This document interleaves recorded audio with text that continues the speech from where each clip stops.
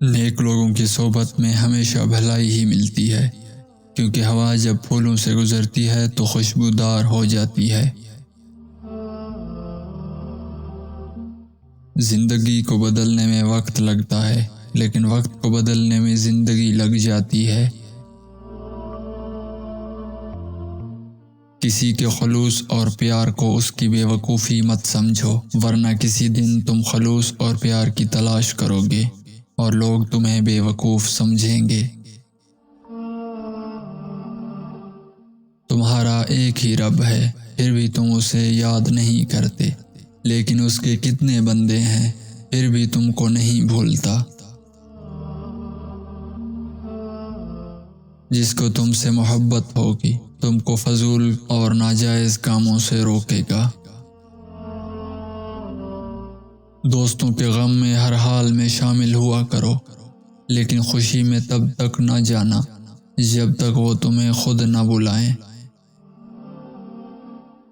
زندگی کی اصل خوبصورتی یہ نہیں کہ آپ کتنے خوش ہیں، بلکہ زندگی کی اصل خوبصورتی تو یہ ہے کہ دوسرے آپ سے کتنے خوش ہیں۔ رشتوں کی خوبصورتی ایک دوسرے کی باتوں کو برداشت کرنے میں ہے۔ بے عیب انسان تلاش کرو گے تو اکیلے رہ جاؤ گے۔ ایسی غربت میں صبر کرنا جس میں عزت محفوظ ہو، اس امیری سے بہتر ہے جس میں ذلت اور رسوائی ہو۔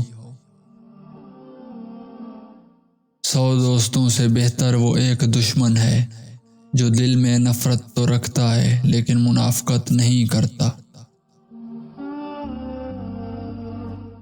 جو ذرا سی بات پر دوست نہ رہے وہ دوست تھا ہی نہیں، اور جس کو ایسے دوست کی تلاش ہو جس میں کوئی خامی نہ ہو، اسے کبھی دوست نہیں ملتا۔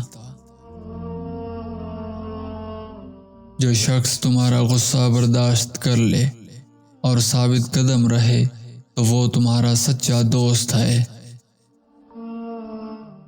کامیابی حوصلوں سے ملتی ہے اور حوصلے دوستوں سے ملتے ہیں۔ دوست مقدروں سے ملتے ہیں اور مقدر انسان خود بناتا ہے۔ سب سے پہلی بات تو یہ ہے کہ انسان مصیبت میں صبر کر کے اللہ پاک سے مدد کا منتظر رہے۔ وقت اور دولت دو چیزیں ہیں جو انسان کے اختیار میں نہیں۔ وقت انسان کو مجبور اور دولت مغرور بنا دیتی ہے۔ کسی کے عیب تلاش کرنے والوں کی مثال اس مکھی جیسی ہے جو سارے خوبصورت جسم کو چھوڑ کر صرف زخم پر بیٹھتی ہے۔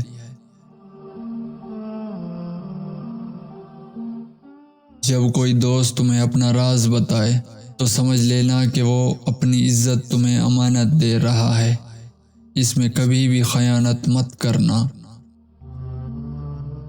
کفر کے بعد سب سے بڑا گناہ کسی کی دل آزاری ہے۔ 3 چیزیں ایمان کو تباہ کر دیتی ہیں: امیروں کی محفل، عورتوں کی صحبت، جاہلوں کی بحث۔